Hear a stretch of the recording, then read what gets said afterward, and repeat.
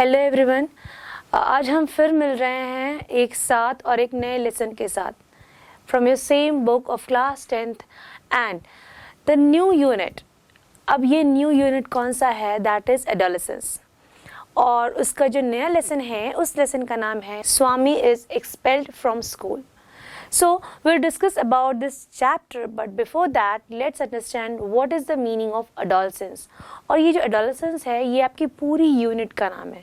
It means इस unit में हम जो भी 3 to 4 lessons पढ़ेंगे, ठीक है, वो इसी टॉपिक से रिलेट करेगा, मतलब adolescence से रिलेट करेगा. So it is more important to understand कि what do you mean by adolescence. So adolescence is a transitional stage of physical and psychological development that generally occurs during the period from puberty to adulthood. It is usually associated with the teenage years, but it is physical, psychological or cultural expansion or expression may begin earlier or end later. In easy words or easy sentences, if I would explain to you that adolescence is a very critical age. In this age you can face different kind of physical and psychological changes in your body, right? There are so many things in which you will be confused. The first of all, the thing is कि whether I am big or I am a child, right? क्या मैं बड़ा हो गया हूँ या मैं child हो गया हूँ? क्या मैं एडल्ट जैसे समझदार हो गया हूँ या अभी भी मैं बच्चा हूँ? Now you will be in that stage कि यू विल बी कंफ्यूज्ड कि how to behave, what to say, है ना? Such kind of things always put you in the state कि you will never understand what to do. Even in your regular life also you can find yourself कि अक्सर ऐसा होता है कि आपके पेरेंट्स भी कहते हैं कुछ सिचुएशंस में, बेटा आप तो बड़े हो गए, आपको समझना चाहिए. एंड सम सिचुएशंस में ऐसा होता है कि वो कहते हैं आप इतने बड़े भी नहीं हुए हो कि आप अपने डिसीजंस खुद ले सकते हैं. So this is the critical stage where you are not a child and you are actually not an adult.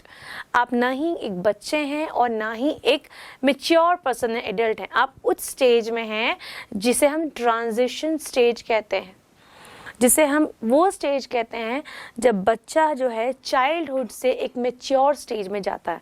But it's a long process, right? ये 3 फेज से होके गुजरता है. प्री, देन उसके बाद फिर ऑलरेडी जो आपका एडोलेसेंट एज आ जाता है और उसके बाद पोस्ट एडोलेसेंट आ जाता है, राइट? तो ये जो स्टेजेस हैं वो आपको आपके फिजिकल चेंजेस को रिकॉग्नाइज करने में आपको एक हेल्प करती हैं. और दूसरा, इस समय आप जो मेंटली बोलना चाहिए बहुत ही ज़्यादा कंफ्यूज्ड एंड डिस्टर्ब्ड स्टेट में रहते हैं कि what I am and where I exist. It is a major problem in this age. अब ये जो यूनिट है कंसिस्ट कर रहा है उन लेसन्स को जो ये बताते हैं कि इस जो चेंजिंग एज में है या ट्रांजिशनल एज में बच्चे कैसे बिहेव करते हैं और समटाइम्स वो किस तरीके से कुछ बातों के ऊपर रिएक्ट करते हैं. इट कुड बी राइट और it could be wrong, depend on the situation कि वो सही है या गलत है. So before starting the lesson चलिए थोड़ा सा एक ऑथर के बारे में डिस्क्रिप्शन जान लेते हैं, एक इंट्रोडक्शन ले लेते हैं कि who is the author of this lesson. As you all know, the name of this lesson is Swami is expelled from this school, right? And the author name is Mr. R.K. Narayanan. Okay, so अब इनका पूरा अगर नाम देखें तो काफ़ी लंबा नाम है. इनका पूरा नाम जैसे कि आपकी स्क्रीन पर दिख रहा है, रसीपुरम कृष्ण स्वामी अय्यर नारायण स्वामी, ये इनका नाम है, राइट? अब इनका जो ये जो लेखक हैं या ऑथर हैं, हम राइटर कह सकते हैं, ये बहुत ही फेमस फिक्शन राइटर हैं, इंग्लिश राइटर हैं, इंडियन राइटर हैं, राइट? ये हमारे देश के बहुत ही फेमस फिक्शन राइटर हैं, इंग्लिश लैंग्वेज में लिटरेरी वर्क किया इन्होंने. और सबसे इम्पॉर्टेंट चीज़ है, आप इनकी एक बहुत ही फेमस बुक के बारे में जानते हैं जिसे मालगुडी के नाम से जाना जाता है, जो एक साउथ का एक सीरियल बना था जो अक्सर दिल्ली दूरदर्शन पे मालगुडी डेज के नाम से प्रचलित था. ओके आइए अब इनके बारे में थोड़ा और जान लेते हैं। इनका जो जन्म है, I mean he was born on 10th October 1906, right? And उनकी जो मृत्यु है, he was died on 13th May 2001। इनको बहुत सारे अवार्ड मिले हैं, just like Padma Bhushan, Padma Vibhushan and many more. So this is all about mister R.K. Narayanan. ये बहुत ही महान व्यक्ति हैं, a great writer, a great Indian fiction writer में से इन्हें कह सकते हैं हम, इन्हें a great fiction Indian writer कह सकते हैं। और ये एक कार्टूनिस्ट भी साथ में थे। आइए अब लेसन की ओर चलते हैं, लेसन को रीड करते हैं, उसे समझने की कोशिश करते हैं कि what is the meaning of this lesson. इससे पहले इसकी एक ऑडियो सुन लेते हैं और फिर उसे समझेंगे। आइए लेसन की ऑडियो की एक झलक लेते हैं। Unit 4 Adolescence. Reading A. Swami is expelled from school. The headmaster entered the class with a slightly flushed face and a hard, ominous look in his eyes. Swaminathan wished that he had been anywhere but there at that moment. The headmaster surveyed the class for a few minutes and asked, "Are you not ashamed of coming and sitting there after what you did yesterday?" Just a special honor to them, he read out the names of dozen students or so that had attended the class. After that, he read out the names of those that had kept away and asked them to stand on their benches. He felt that punishment was not enough and asked them to stand on their desks. Swaminathan was among them and felt humiliated at that eminence. Then they were lectured. When it was over, they were asked to offer explanations one by one. One said that he had an attack of a headache and therefore could not come to school. He was asked to bring a medical certificate. The second said that while he had been coming to school on the previous day, someone had told him that there would be no school and he had gone back home. The headmaster replied that if he was going to listen to every loafer who said there would be no school, he deserved to be flogged. Anyway, why did he not come to school and verify? No answer. The punishment was pronounced: 10 days attendance cancelled, 2 rupees fine, and the whole day to be spent on the desk. The third said that he had an attack of a headache. The fourth said that he had stomachache. The fifth said that his grandmother died suddenly just as he was starting for school. The headmaster asked him if he could bring a letter from his father. No, he had no father. Then who was his guardian? His grandmother. But the grandmother was dead, was she not? No, it was another grandmother. The headmaster asked how many grandmothers a person could have. No answer. Could he bring a letter from his neighbors? No, he could not. None of his neighbors could read or write because he lived in a very illiterate part of Element Street. Then the headmaster offered to send a teacher to this illiterate locality to ascertain from the boy's neighbors if the death of the grandmother was a fact. A pause, some perspiration, and then the answer that the neighbors could not possibly know anything about it since the grandmother died in the village. The headmaster hit him on the knuckles with his cane, called him a street dog, and pronounced the punishment 15 days suspension. When Swaminathan's turn came, he looked around helplessly. Rajam sat on the third bench in front and resolutely looked away. He was gazing at the blackboard intently. But yet the back of his head and the pink ears were visible to Swaminathan. It was an intolerable sight. Swaminathan was in acute suspense lest that head should turn and fix its eyes on his. He felt that he would drop from the desk to the floor. If that happened, the pink ears 3 benches off made him incapable of speech. If only somebody would put a blackboard between his eyes and those pink ears. He was deaf to the question that the headmaster was putting to him. A rap on his body from the headmaster's cane brought him to himself. "Why did you keep away yesterday?" asked the headmaster, looking up. Swaminathan's first impulse was to protest that he had never been absent, but the attendance register was there. No, I was stoned. I tried to come, but they took away my cap and burnt it. Many strong men held me down when I tried to come.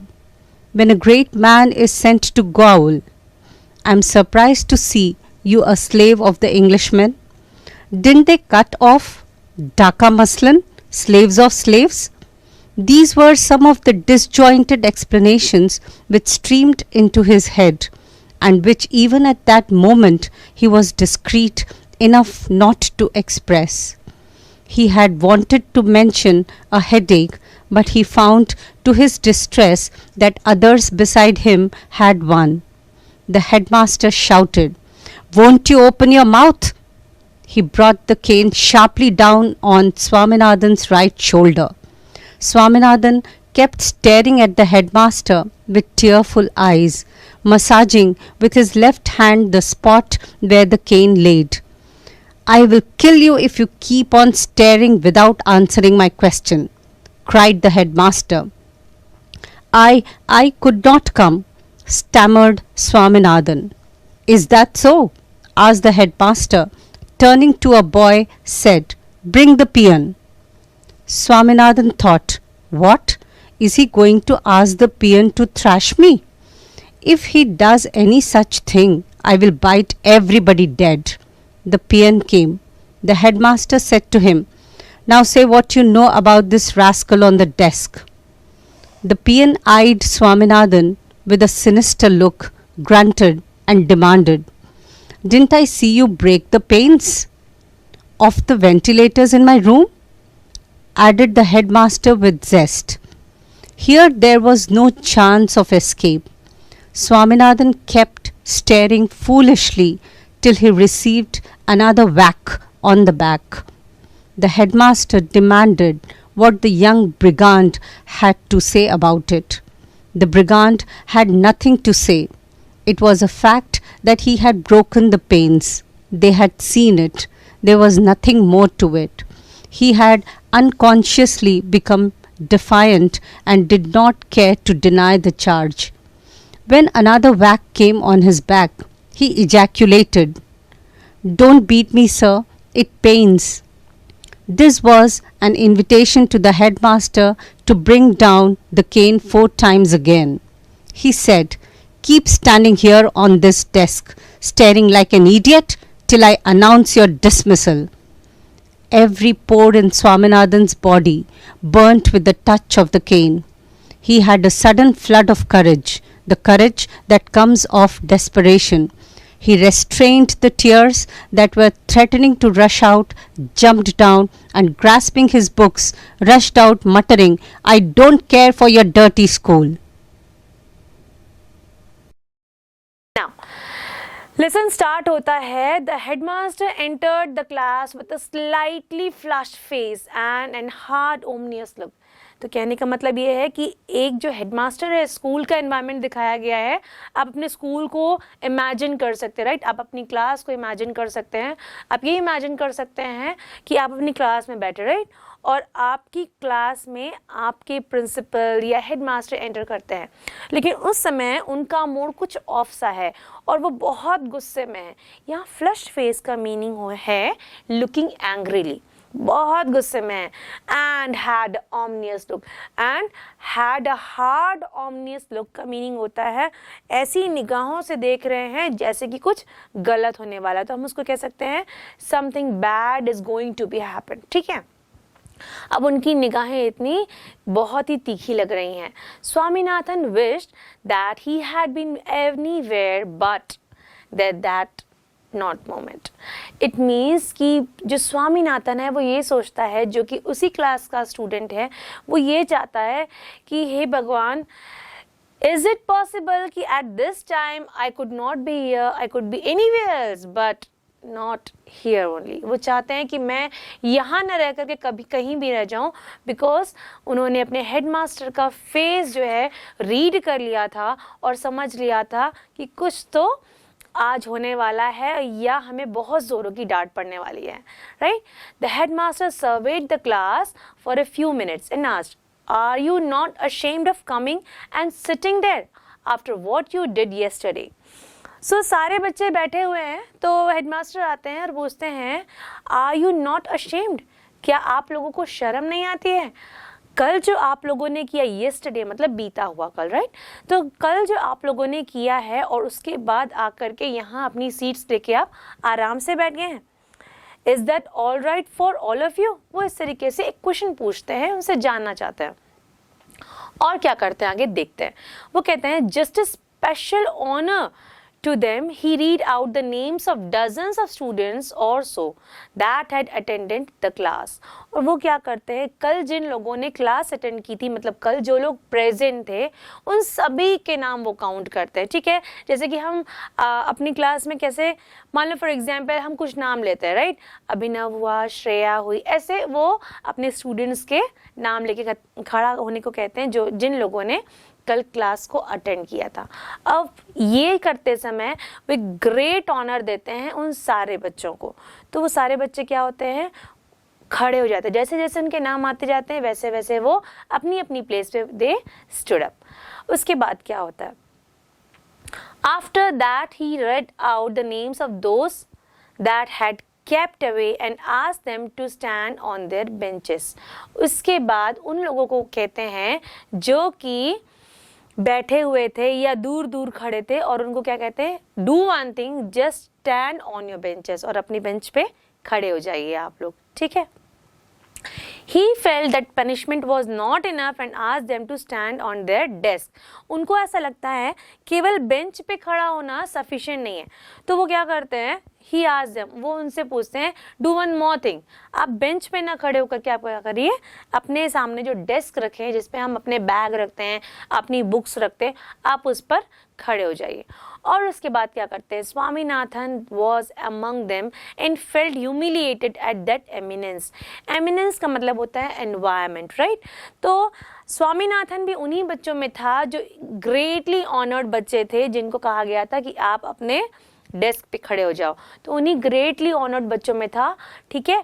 और वो अपने आप को बहुत बुरा feel कर रहा था, बहुत ह्यूमिलिएटेड. ह्यूमिलिएटेड का मतलब है शर्मसार होना. उसको ऐसा लग रहा था कोई उसे ह्यूमिलिएट कर रहा है, कोई नीचा दिखा रहा है, राइट. और उसे मुझसे बहुत शर्म आ रही थी उस एमिनेंस में, उस वातावरण में उसे बहुत खराब लग रहा था. Then they were lectured. When it was over, they were asked to offer explanation one by one. और उसके बाद उनको लंबा चौड़ा एक लेक्चर दिया गया. लंबा चौड़ा लेक्चर, जब डांट पड़ती है, सो यू पीपल हाउस से सर तो आए थे, लेक्चर देके चले गए, राइट, है ना. तो ये पढ़ाई वाला लेक्चर नहीं था, डांट वाली लेक्चर थी, राइट. तो इतने लंबे लेक्चर के बाद, इतने सारी बातों को कहने के बाद सर ने कहा कि ठीक है, अब do one thing, one by one आप लोग एक्सप्लेनेशन देंगे कि क्या हुआ था करके, और आप लोग क्यों नहीं आए थे, वॉट एवर, अगर नहीं आए थे तो. So one said that he had an attack of a headache and therefore could not come to school. He was asked to bring a medical certificate. तो एक ने कहा कि सर मेरे सिर पे ना बहुत जोर से दर्द हो रहा था, हेडेक हो रहा था, जिस वजह से मैं क्या हुआ, नहीं आ पाया. सो प्रिंसिपल और headmaster asked him to please bring the medical certificate. अगर ऐसा है तो आप डॉक्टर के पास ज़रूर गए होंगे, है ना. सो bring the medical certificate on the next coming day. आप कल या टुमारो, नेक्स्ट कमिंग डे मतलब टुमारो, क्या करिएगा, अपना मेडिकल सर्टिफिकेट लेके आइएगा, राइट.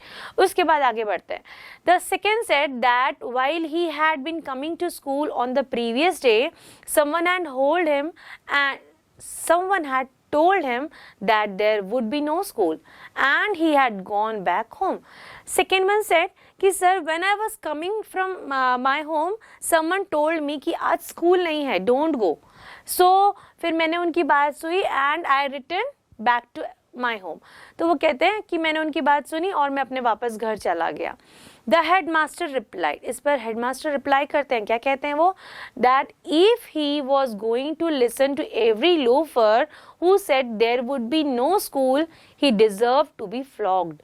वो कहते हैं अगर तुम इसी तरीके से हर लोफर की बात करते रहोगे या सुनते रहोगे तो तुम इसी तरीके से बुद्धू बनना डिजर्व करते हो, राइट। उसके बाद anyway why did he not come to school and verify, तो वो बोलते हैं ठीक है कोई बात नहीं।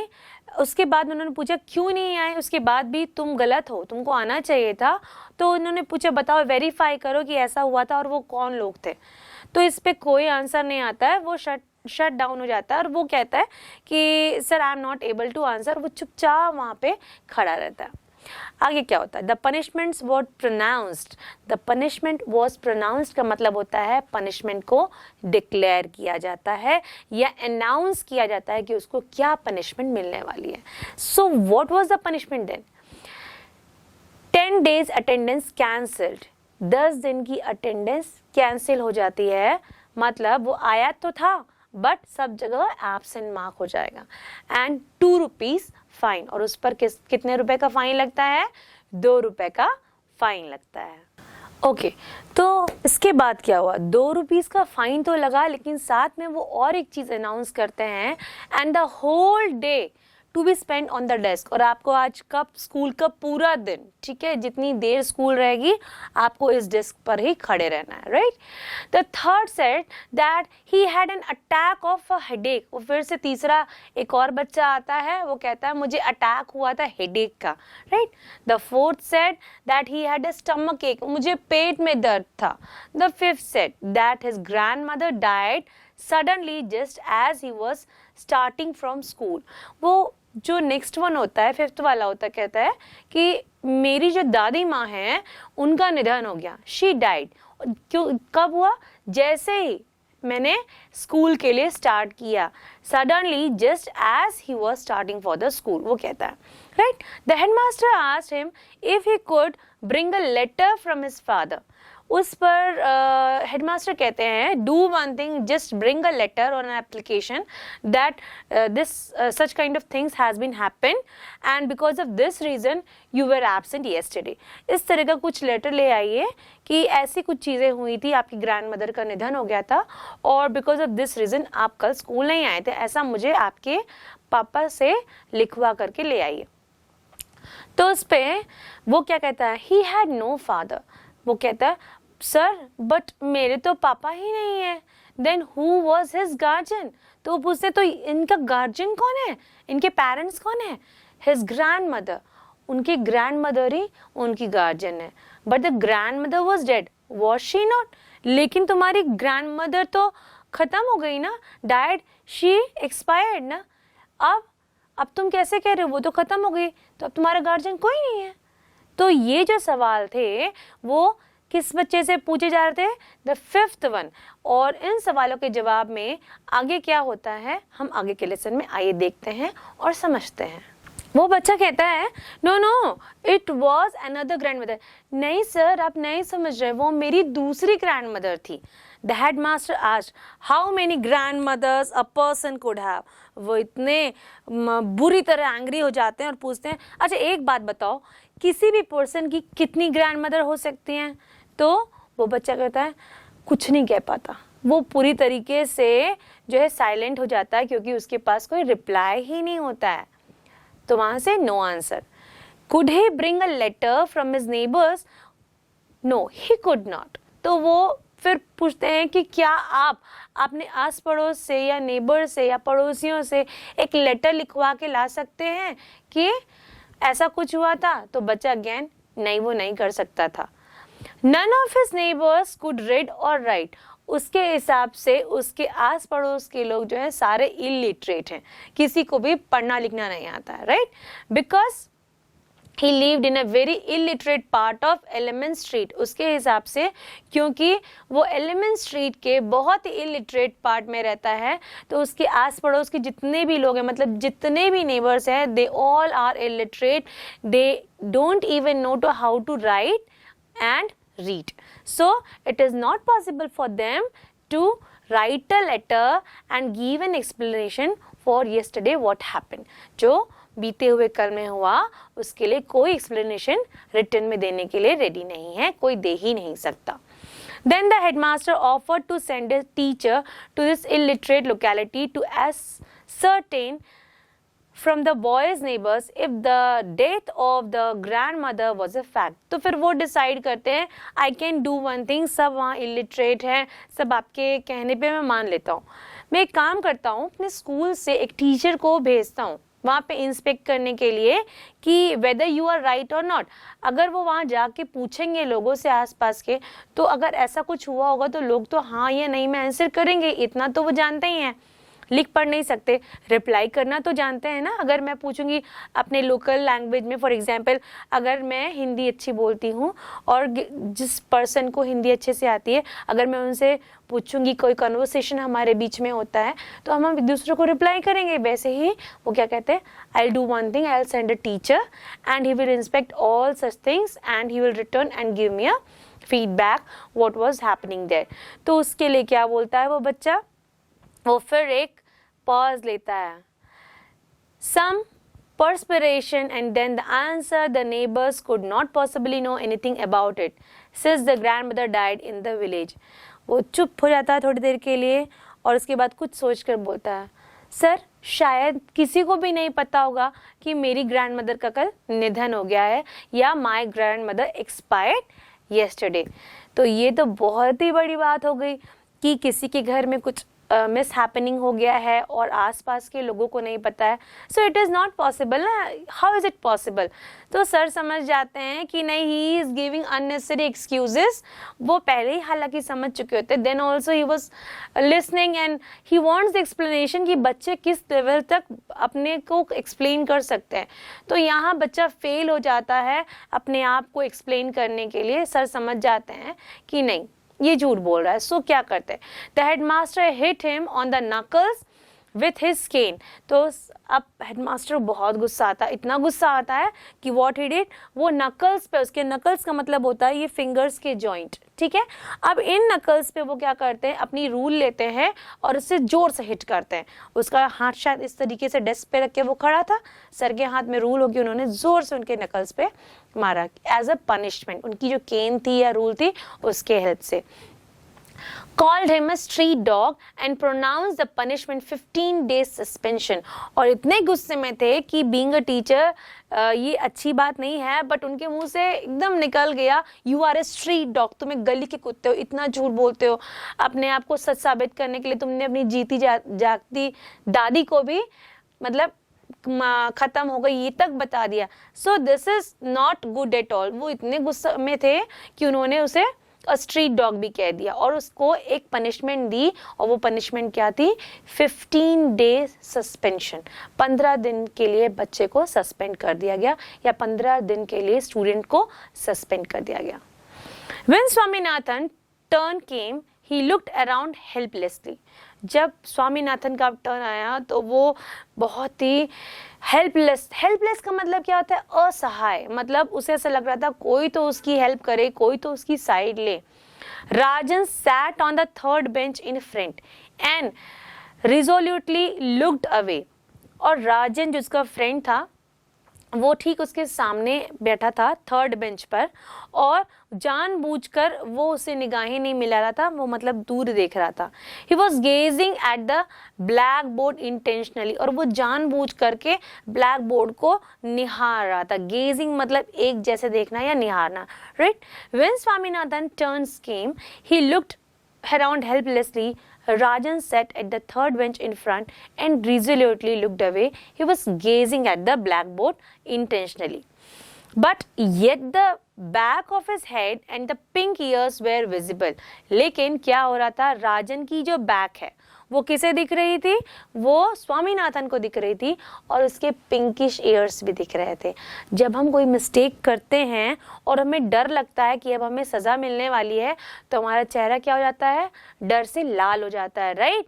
And the same way Rajan का भी चेहरा डर से लाल हो गया था, बिकॉज कहीं ना कहीं राजन नोज कि उसकी भी गलती थी। हो सकता है उन लोगों ने कुछ ऐसा किया हो जिसमें राजन भी इन्वॉल्व हो, बट दिस टाइम वो बचने के लिए क्या कर रहा है, अभी अपने फ्रेंड स्वामीनाथन का साथ नहीं दे रहा है। लेकिन उसके फेशियल एक्सप्रेशन और उसके जेस्चर से समझ में आ रहा है कि कुछ तो गलत हुआ है या वो डर रहा है उन चीज़ों से। तो उसके जो ईयर लॉब्स से या ईयर्स से वो पिंक हो गए थे, जो कि पीछे से from the back side Swaminathan was able to see. At that time क्या सोच रहा था स्वामीनाथन, आइए जानते हैं। It was an intolerable sight. Swaminathan was in acute suspense lest that head should turn and fix its eyes on his face. He felt that he would drop from the desk on the floor. If that happened, the pink ears 3 benches off made him incapable of speech. If only somebody would put a blackboard between his eyes and those pink ears. और जो सामने बैठा बच्चा राजन था वो खुद इतना डरा हुआ था कि उसके जो ईयर लॉब्स या ईयर्स के जो कॉर्नर्स हैं वो पिंकिश दिख रहे थे, और उनको देख करके स्वामीनाथन का भी डर धीरे धीरे बढ़ रहा था, क्योंकि अब उसका टर्न था, वो समझ चुका था। अब वो टेरर में इतना आ गया था कि वो इतना डर गया था कि वो चाहता था कि वो जम जाए, उससे कुछ समझ ही नहीं आ रहा था कि वो क्या करे। अब उस समय ही वॉज फीलिंग लाइक कि अब वो फेंट हो जाएगा, यानी चक्कर आकर के फर्श पर ही गिर जाएगा। और ऐसा अगर हुआ तो वो पिंक ईयर्स जो दिख रहे हैं, जो 3 बेंच आगे उसके बच्चा बैठा हुआ है, वो स्पीचलेस हो जाएगा, उसे आंसर देना पड़ेगा, या हो सकता है उसके स्वामीनाथन के बदले राजन को आंसर देना पड़े। If only somebody put a blackboard between his eyes and those pink ears, वो pink ears उसे इतना डरा रहे थे कि वो चाहता था कि उसके और उस पिंक ईयर्स के बीच में अगर कोई पर्दा या ब्लैक बोर्ड होता तो वो इतना डर फील नहीं करता, सेम फीलिंग उसके सामने नहीं आती। He was deaf of the question that the headmaster was putting to him. A rap of his body from the headmaster cane brought him to himself. He was thinking so many things at that time, or because of that only he was not able to hear the question of the headmaster. And at that time the headmaster was continuously asking, Swaminathan tell me, Swaminathan tell me. At that time he was behaving like a deaf, है ना, वो एक बहरे की तरह behave कर रहा था, जैसे उसे कुछ सुनाई ही नहीं दे रहा है। And because of that only again the headmaster got angry and he put a rap on his body. और क्या करते हैं वो अपनी रूल से क्या करते हैं, या अपनी केन से एक रैप क्या करते हैं स्वामीनाथन के बॉडी पे मारते हैं। और जैसे ही स्वामीनाथन के बॉडी पे वो रैप लगता है, मतलब वो एक झटका लगता है, वो रूल का एक झटका लगता है, उसे वो सेंसेस में वापस आता है और he could now feel the pain of rap जो उसके बॉडी पर अभी हेडमास्टर के केन से लगा है। आइए देखते हैं कि आगे लेसन में और क्या इंटरेस्टिंग होता है और उनके बीच क्या कॉन्वर्सेशन होता है, किस तरीके से बच्चा एंड में बिहेव करता है। ये स्टोरी बहुत इंटरेस्टिंग है, बने रहिए मेरे साथ। नाउ हेडमास्टर आस्क्ड कि why did you keep away yesterday, कल तुम एब्सेंट क्यों थे भाई, बताओ। आज द हेडमास्टर लुकिंग अप, उसकी तरफ ऊपर देखते हुए उसे पूछता, क्योंकि वो क्या था, किस पे खड़ा था, डेस्क पे खड़ा था, तो ऑब्वियसली जो हेडमास्टर उनको कैसे देखना पड़ेगा, ऐसे देखना पड़ेगा, राइट।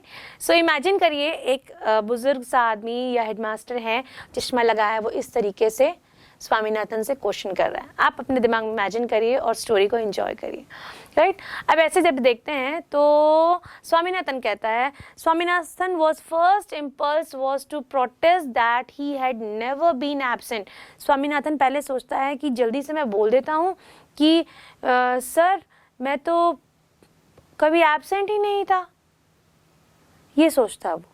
फिर उसे याद आता है, no but the attendance register was there, no I was stone. ये सोचता है कि कल तो अटेंडेंस रजिस्टर था, वो वहाँ पे पत्थर की तरह जड़ हो जाता है। I try to come but the took away my cap and burnt it. वो सोचता है मैं कह देता हूँ कि कोई था, मैं आने की कोशिश तो कर रहा था, लेकिन उन लोगों ने मेरी टोपी ले ली, उसे जला दी और मैं नहीं आ पाया। Many strong men held me down, and when I tried to come, when a great man is sent to goal, I am surprised to see you a slave of the Englishmen. Didn't they out of Dak Muslim slaves of slaves? They were some of the disjoint explanation which streamed into his head and which even at the moment he was discreet enough to express. अब देखिए बहुत सारे explanation है जो कि बेतुके हैं, right? disjointed है जो कि एक दूसरे से connect ही नहीं हो रहे. पहले उसने सोचा कि मैं बोल देता हूँ कि कुछ लोगों ने मुझे पकड़ लिया था, उन्होंने मेरी कैप ले ली और बर्न कर लिया, इसलिए मैं नहीं आ पाया. फिर उसने सोचा कि नहीं मैं एक दूसरी चीज़ कर देता हूँ कि बहुत सारे मजबूत स्ट्रॉन्ग आदमी आए, उन्होंने मुझे पकड़ लिया, मैं इसीलिए नहीं पा पाया. फिर उसने सोचा कि आपने कभी इंग्लिश लोगों को स्लेव्स को पकड़ते देखा है, जैसे कि ढाका मुस्लिम में हुआ था. किस तरीके से स्लेव्स ऑफ स्लेव्स वाली स्टोरी में उन लोगों ने इंग्लिश मैन ने बहुत सारे लोगों को पकड़ लिया था और क्या बना दिया था, स्लेव्स बना दिया था. ऐसे बहुत सारे ख्याल उसके मन में आ रहे थे and they all are disjointed, मतलब वो एक दूसरे से रिलेट ही नहीं कर रहे थे. At that time he was not able to speak up और give any kind of explanation and he was unanswerable for the question asked by the headmaster. कहने का मतलब ये है कि उस समय वो अनआंसरेबल हो गया था, उसके पास कोई उत्तर नहीं था देने के लिए हेडमास्टर को, क्योंकि जो क्वेश्चन हेडमास्टर ने पूछा था वो उसके लिए रिप्लाई देना मुश्किल हो गया था. He had wanted to mention a headache, but he wouldn't. But he found to his discreet that others beside him had done. अब वो सोचता है ये सारे एक्सप्लेनेशन तो मैच ही नहीं कर रहे हैं एक दूसरे से. I can do one thing, मैं बोल देता हूँ मुझे हेडेक हो रहा था, जैसे बाकी बच्चे ने बोला. फिर उसे रियलाइज हुआ कि मुझसे पहले भी कई बच्चों ने सेम एक्सक्यूज दिया है, तो now this excuse will not work, वो समझ गया था. The headmaster shouted, "Won't you open your mouth?" मतलब he was thinking a lot and he was saying nothing. So at that time, headmaster fast up and he got so angry और वो जोर से चिल्लाते हुए कहते हैं कि क्या तुम अपना मुंह नहीं खोल सकते? Won't you open your mouth? तो माउथ किस लिए खोलना था? To reply, to say something, right? He brought the cane sharply down on Swaminathan's right shoulder. Swaminathan kept staring at the headmasters with tearful eyes, massaging with the left hand the spot where the cane led. अब क्या हुआ, इतने गुस्से में थे कि उन्होंने अपनी केन को शार्पली बहुत तेजी से स्वामीनाथन के राइट शोल्डर पे दे मारा और स्वामीनाथन को भी गुस्सा आने लगा था. वो क्या करने लगा, अब अपनी आंखों को बड़ी बड़ी करके वो अब हेडमास्टर को देख रहा था और कंटिन्यूअसली अपने शोल्डर को और हैंड को रब कर रहा था, क्योंकि वहाँ पे वो रूल या केन बहुत तेज लगी थी उसे. अब उसकी आंखों में आंसू भी थे लेकिन आंखों में गुस्सा भी साथ में नजर आ रहा था. I will kill you if you keep on staring without answering my question, cried the headmaster. Headmaster गुस्से में कहते हैं, I will kill you if you keep on staring. अगर तुम इसी तरह मुझे घूरते रहे तो मैं तुम्हें मार ही डालूंगा और अगर तुमने आंसर नहीं दिया तो मैं तुम्हारे साथ ऐसा ही करूंगा. So बच्चा अब डर गया था. वो कहता है I couldn't come, stammered Swaminathan. Stammered का मतलब होता है रुक रुक के बोलना या हकलाना. तो वो इतना डर गया था कि वो रुक रुक के बोल रहा था और कहता है कि मैं नहीं आ पाया सर. Is that so? तो पूछे क्या ये सच है कि तुम नहीं आ पाए थे? आज the headmaster and turning to a boy said bring the peon. और वो क्या कहते हैं कि डू वन थिंग, तुम यहाँ खड़े रहो, और दूसरे लड़के की तरफ टर्न करके कहते हैं जाओ बेटा गो एंड कॉल प्यून. तो वो बोलते हैं कि जाओ बेटा प्यून को लेके आओ. तो स्वामीनाथन सोचता है कि what is he going to ask the peon to trash me?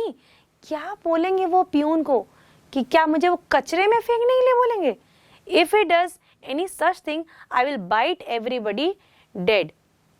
अगर वो ऐसे ही करेंगे तो मैं उन सबको जोर जोर से क्या करूंगा, काटूंगा जब तक कि वो मर नहीं जाएंगे. द पियून केम. वो जब इतना सब सोच ही रहा था उसी समय क्या होता है, पियून आता है.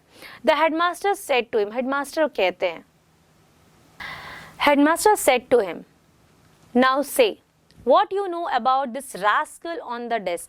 वो प्यून को फिंगर पॉइंट करते हुए कहते हैं और फिंगर पॉइंट किसकी तरफ है, अब स्वामीनाथन की तरफ. अब बताओ तुम इस रास्कल के बारे में क्या जानते हो जो कि डेस्क पे खड़ा है. तो अब आगे देखते हैं कि प्यून का रिएक्शन क्या होता है और प्यून किस तरीके से रिप्लाई करता है. The peon eyed Swaminathan with a sinister look. अब क्या है, प्यून जो है वो स्वामीनाथन को एक एविल लुक देता है, जैसे कि आप लोगों ने डेली सोप्स में देखा होगा किस तरीके से विलेन एकदम एविल लुक देते, एकदम बुरी लुक देते हैं, वैसे ही प्यून उस समय क्या करता है, एक एविल लुक देता है, ग्रंट करता है, डिमांडेड करता है, मतलब उससे पूछता है कि didn't I see you break in the pants, तो वो बोलता है कि क्या मैंने तुम्हें पैंट्स को तोड़ते हुए नहीं देखा था। Now of the ventilators in my room, added the headmaster with zest. अब बहुत ही गुस्से में आकर के सर बोलते हैं कि क्या तुमने उन्हीं वेंटिलेटर्स के पैंस को तोड़ा नहीं था। पैंस क्या होते हैं, वेंटिलेटर्स पे जो छोटे छोटे ग्लासेस लगे होते हैं उनको पैंस कहते हैं। तो क्या तुमने उन्हें तोड़ा नहीं था। Here there were no chance of escape. अब यहाँ बचने का कोई चांस नहीं था। स्वामी kept staring foolishly. अब यहाँ पे स्वामीनाथन बेवकूफों की तरह अभी भी क्या कर रहा था, घूर ही रहा था। Till he received another whack on the back. जब तक घूर रहा था, जब तक कि उसे एक और स्टिक नहीं पड़ी उसके बैक पर। The headmaster demanded what the young brigand had to say about it. तो वो बोलते हैं, यंग ब्रिगेडियर आप तो बहुत बड़े तोपचंद हैं, आप बताइए आप इस पे क्या कहना चाहते हैं। The young brigand had nothing to say. अब उस छोटे से यंग ब्रिगेंड मतलब बढ़ते हुए बच्चे को के पास कहने के लिए कुछ भी नहीं था। It was a fact that he had broken the panes. ये बहुत सही बात थी या सच बात थी कि उसने ही पैंस को तोड़ा था। दे हैड सीन इट, और उन लोगों ने उन्हें देख लिया था। There was nothing more to it, और उसमें कुछ सफाई बची ही नहीं थी, एक्सप्लेनेशन देने के लिए कोई जगह ही नहीं थी। He had unconsciously become defiant and did not care to deny the charge. Unconsciously का मीनिंग होता है कि अनजाने में, राइट, वो अनजाने में क्या हुआ, वो डिफिएंट हो गया, वो और इतना करेज उसमें आ गया कि उसने इस चार्ज को डिनाई भी नहीं कर पाया। चार्ज मतलब आरोप से है, यहाँ उस पर आरोप लगा था पेंस को तोड़ने का, और अब वो इतना अनकॉन्शियसली इतना ब्रेव हो गया, उसमें करेज आ गया कि वो इस चार्ज को डिनाई भी नहीं करता है। When another wake come on his back, he ejaculated, "Don't beat me, sir. It pains."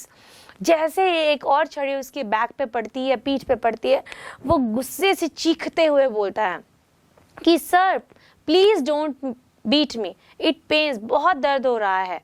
This was an invitation to the headmaster to bring down the cane 4 times again. और ये एक line कि don't beat me sir, it pains, ये एक invitation की तरह काम करता है हेडमास्टर को। हेडमास्टर को इसमें आनंद आता है शायद, या उनको ऐसा लगता है कि this is the right way to punish the student so that he will be able to understand कि नेक्स्ट टाइम उसे ऐसा नहीं करना है। और वो क्या करते हैं, और 4 छड़ियां उस पर बरसा देते हैं।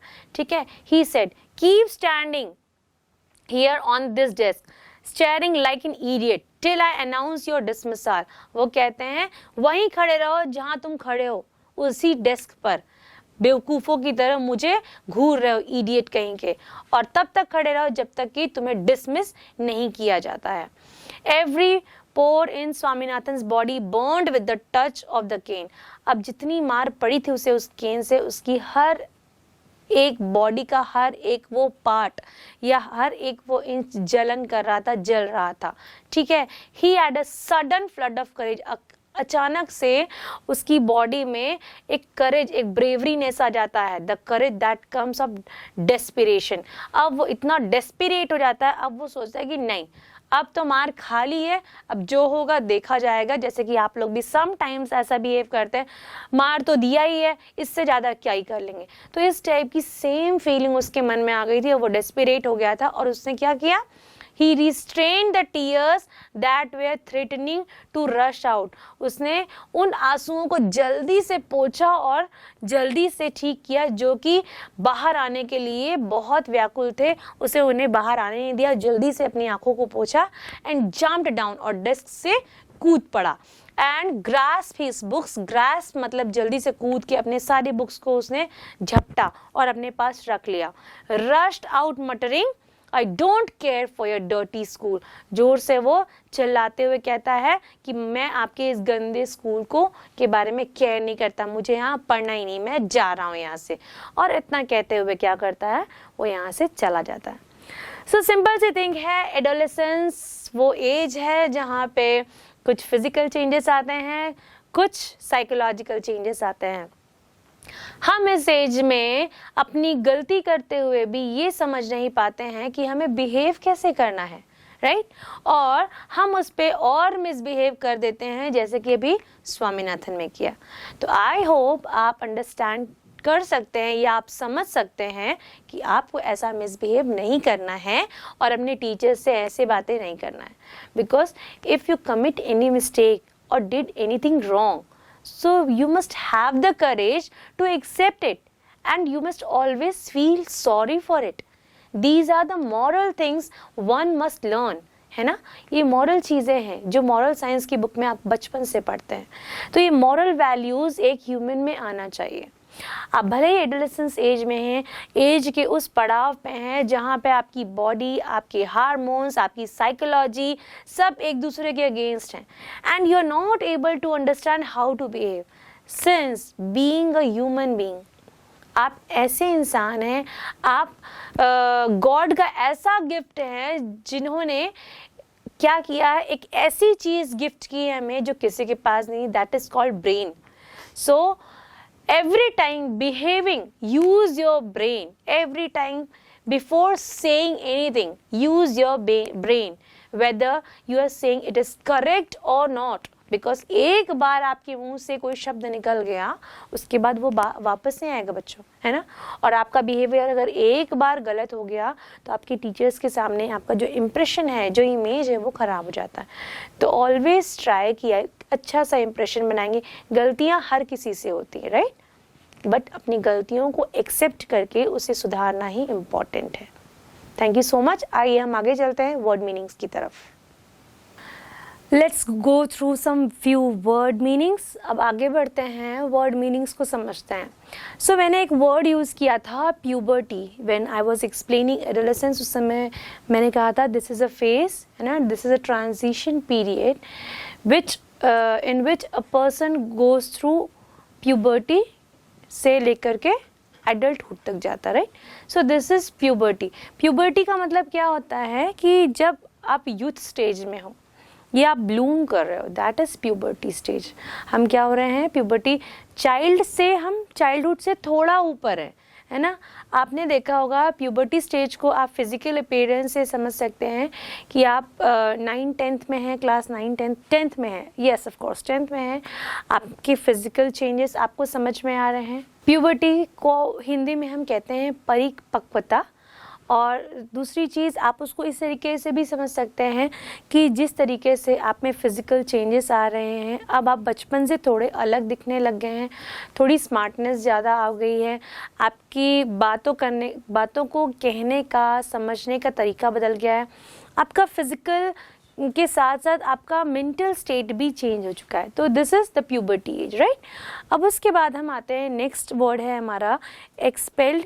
तो एक्सपेल्ड का मतलब होता है टू कास्ट अवे या निष्कासित करना, किसी को बाहर निकालना, एक्सपेल करना।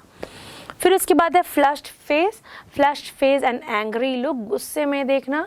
इसके बाद आता है ओमनियस लुक जैसे कि मैंने आपको बताया था, something bad as going to be happen, कुछ गलत होने वाला है वैसा लुक देना या तिरछी निगाहों से गुस्से में देखना हम कह सकते हैं।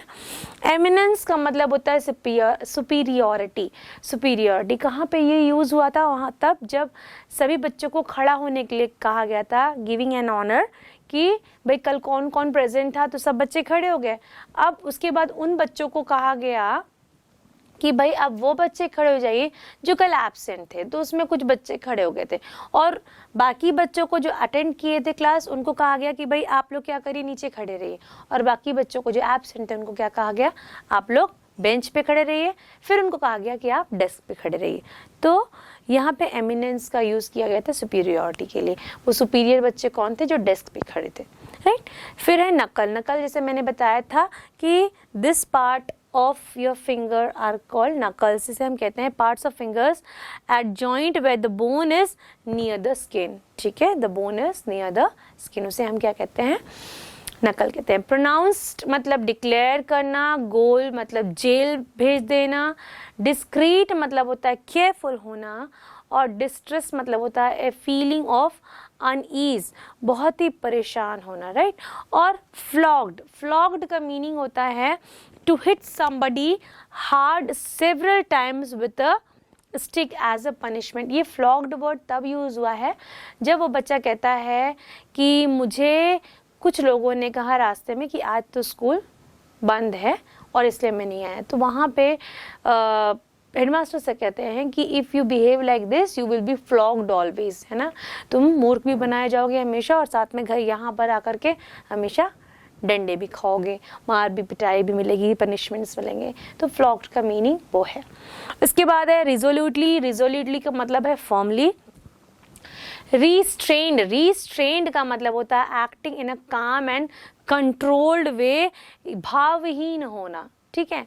फिर स्टैमर्ड का मतलब जैसे मैंने आपको बताया था कि रिपीटेड साउंड्स निकालना या वर्ड्स रिपीटेडली बोलना, हकलाना हम इसे एक बार कह सकते हैं. सिनिस्टर का मतलब होता है एविल. ये वर्ड तब यूज हुआ था जब पियोन ने एक एविल लुक दिया था. किसे दिया था? स्वामीनाथन को दिया था. वैक होता है अ शार्प ब्लो. किस लिए यूज हुआ था? जब हेडमास्टर ने अपने रूल से क्या किया था, या अपने केन से एक शार्प ब्लो किस पे हिट किया था? स्वामीनाथन के बैक पर हिट किया था. उसके बाद है brigade a member of gang, है ना. जैसे मैंने बताया था कि ये ब्रिगेडियर मतलब एक तरह का वो सार्कज़म में कहा था, एक व्यंग था कि एक ग्रुप के मेंबर हैं, ये लोग बहुत होनहार बच्चे हैं, सार्कज़म में कहा गया था. जो तोपचंद वाली बात थी कि भाई तुम तोपचंद तुम कहाँ थे, उस टाइप का ये वर्ड इसमें यूज़ किया गया है कि ब्रिगेड मतलब होता है a member of a gang. Defiant मतलब डिसओबीडियंट. अब वो बच्चा डिसओबीडियंट हो गया था, वो सुनने के लिए कोई भी चीज़ को तैयार नहीं था. देन इसके बाद है डेस्परेशन मतलब होपलेसनेस. अब वो मान गया था कि अब कुछ नहीं हो सकता है, अब मुझे अगेंस्ट में आना ही पड़ेगा, या फ्रंट में आकर के अगेंस्ट में उनके जाना ही पड़ेगा. So this is all about the word meanings. Now coming to the comprehension part of this lesson. चलिए सबसे पहले देखते हैं टिक द करेक्ट ऑप्शन जो कि आपकी बुक में अवेलेबल है. The first question is on your screen.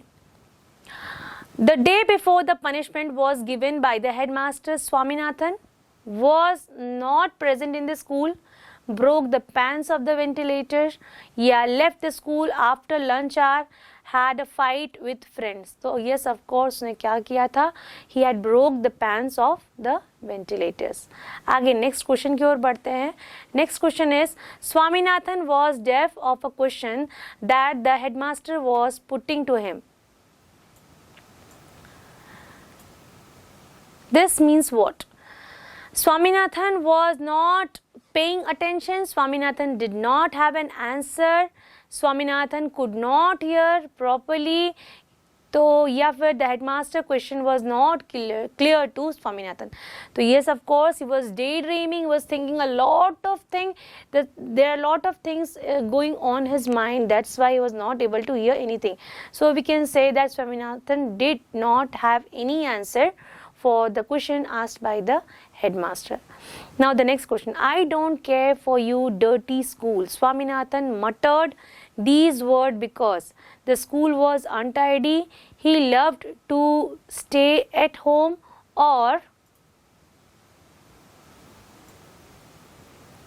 he was humiliated by the headmaster, or he had found a better school for himself. No, he was humiliated by the headmaster just because of this reason. वो क्या कह के गया कि I don't care about your dirty school.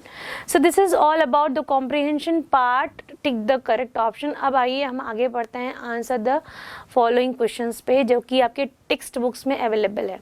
What was the mood of the headmaster when he entered the class? So yes, of course, he was truly greatly angry. He came inside with a flushed face and gave an ominous look to the students. ठीक है, वो बहुत ही bad mood में थे, बहुत गुस्से में थे, और वो जैसे ही क्लास के अंदर आए वो एक ऑमनियस लुक के साथ उन्होंने फ्लश्ड फेस के साथ बच्चों को देखा था या स्टूडेंट्स को देखा था. How did Swaminathan react to the question put by the headmaster? Swaminathan ने किस तरह का रिएक्शन दिया था? तो as you all know, he was not able to answer the question. He was thinking a lot. He was trying to give so many kind of explanation, but they all are disjointed. They all are not connected with each other, and the explanation are not related, and actually they are not accurate and correct. So he was not able to give any kind of answer. At that time he just kept quiet. वो उस समय क्या होता है, चुपचाप खड़ा रहता है और कोई आंसर दे नहीं पाता है. Why was the peon called? And what did he tell about the Swaminathan? The peon was called to ask about Swaminathan. Peon को क्यों बुलाया गया था? कि स्वामीनाथन के बारे में पूछने के लिए बुलाया गया था. And the peon told that he had been seen Swaminathan breaking the panes. और उसने क्या कहा कि उसने देखा है कि Swaminathan has broke the panes of the ventilators. उसने ये कहा. So in this way I think we have completed this chapter, and I hope that you understand the chapter and like the chapter very much.